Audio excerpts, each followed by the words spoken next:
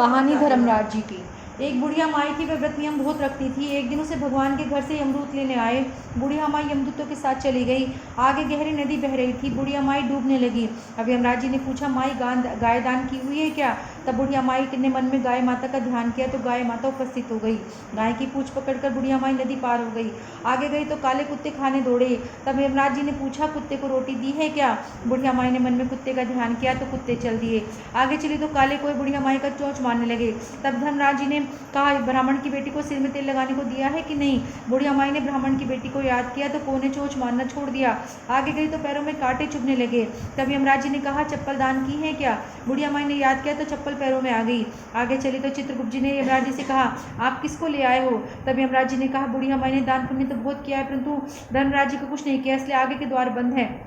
तब बुढ़िया माई बोली, मुझे 7 दिनों के लिए धरती पर जाने की आज्ञा दे दो।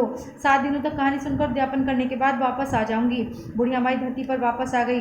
पूरे गांव में खबर फैल गई कि बुढ़िया माई भूतनी का रूप धारण करके आ गई। जब वह अपने घर को गई तो बेटे बहू ने भूतनी समझकर घर के द्वार बंद कर दिए। वह तब उसने अपने बेटे और बहू को कहा, मैं भूतनी नहीं हूँ, मैं तो धर्मराज की कहने अनुसार वापस आई हूँ।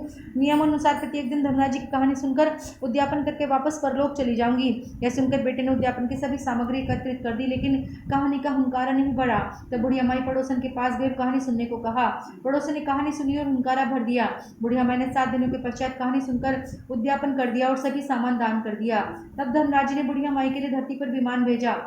विमान देखकर सभी गांववासी सब जाने को तैयार हो उठे।